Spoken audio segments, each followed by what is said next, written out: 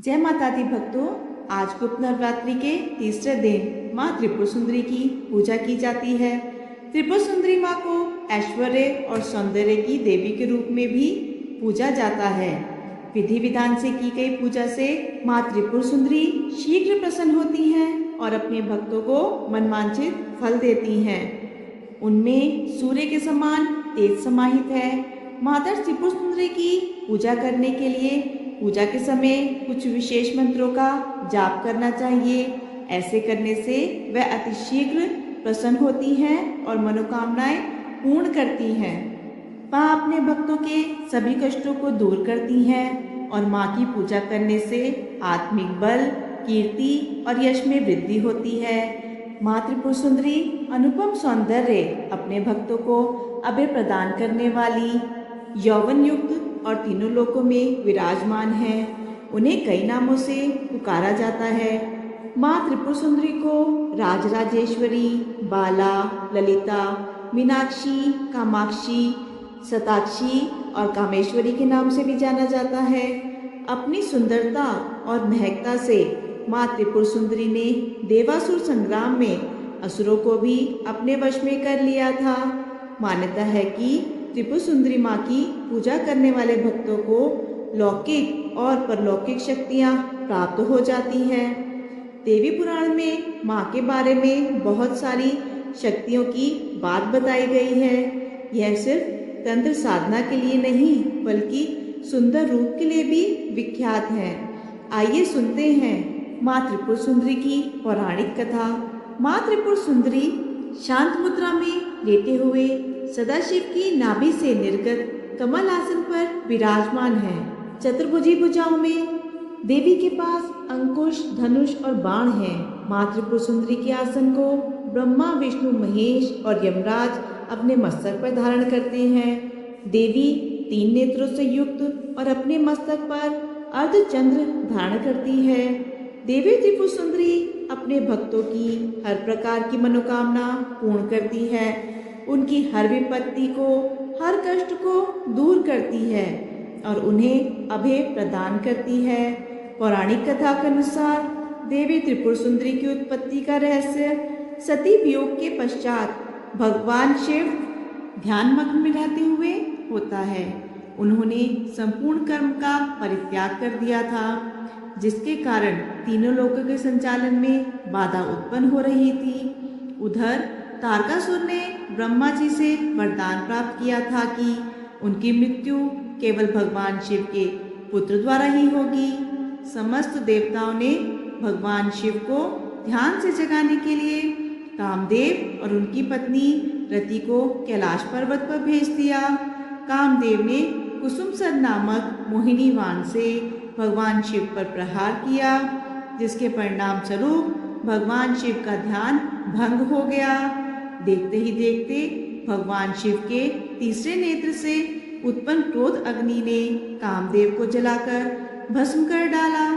कामदेव की पत्नी रति द्वारा अत्यंत दारुण विलाप करने पर भगवान शिव ने कामदेव को पुनः द्वापर युग में भगवान कृष्ण के पुत्र के रूप में जन्म धारण करने का वरदान दे दिया और वहां से अंतर्ध्यान हो गई। सभी देवताओं रति के जाने के पश्चात भगवान शिव के एक गण द्वारा कामदेव की भस्म से मूर्ति निर्मित की गई और उस निर्मित मूर्ति में से एक पुरुष पैदा हुआ। उस पुरुष ने भगवान शिव की स्तुति की। इसके पश्चात भगवान शिव द्वारा उस पुरुष का नाम भान रखा गया।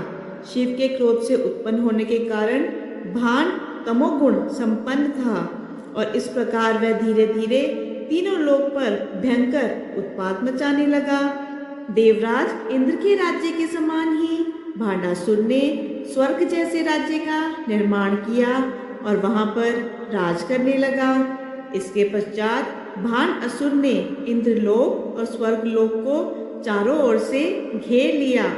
भयभीत इंद्र देवर्षि नारद की शरण में गए और इस समस्या के निवारण का उपाय पूछा।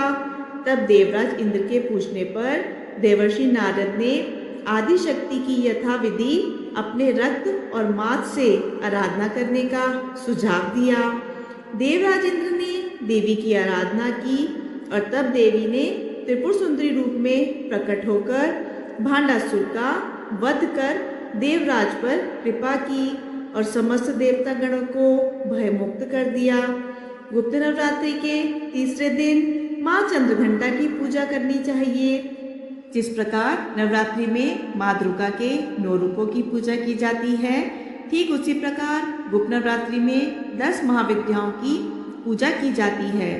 गुप्त नवरात्रि की पूजा करने वाले या फिर उपवास रखने वाले सभी भक्तों को नियम पूर्वक सुबह और शाम व्रत की कथा अवश्य पढ़नी या सुननी चाहिए। व्रत की कथा पढ़े या सुने बिना व्रत की पूजा विधि या फिर व्रत पूर्ण नहीं माना जाता है।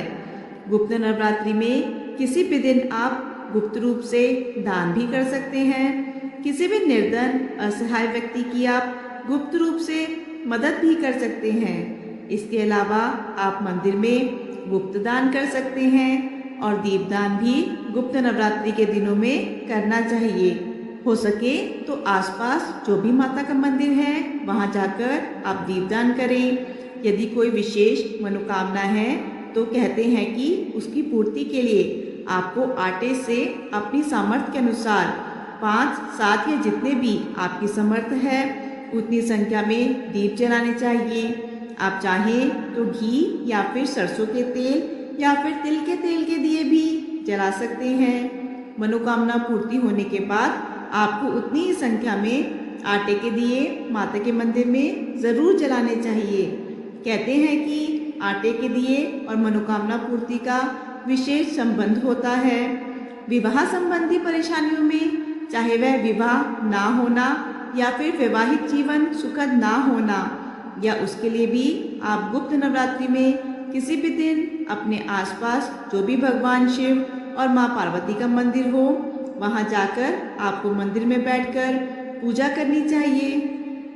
भगवान शिव को सफ़ेद और माँ पार्वती को लाल फूल अर्पित करने के साथ ही आप उनका गठबंधन भी कर सकते हैं। एक मूली या कलावा जिसे कहते हैं, आप उसे लेकर जिस तरह से फेरों के लिए पति और पत्नी के बीच में कलावा बांधा जाता है या दुपट्टा बांधा जाता है, ठीक उसी तरह से आप भगवान शिव और माँ पार्वती का गठबंधन करके आपकी जो भी मनोकामना है उसकी पूर्ति के लिए आप प्रार्थना भी कर सकते हैं। कहते हैं कि गुप्त नवरात्रि के दिनों में भगवान शिव और माँ पार्वती की पूजा करने से भी मनोकामना जल्द पूर्ण होती है। ये थी आज की वीडियो। आशा है आपको वीडियो पसंद आई होगी। वीडियो पसंद आए तो वीडियो को लाइक करके कमेंट बॉक्स में जय माता दी ज़रूर लिखिएगा।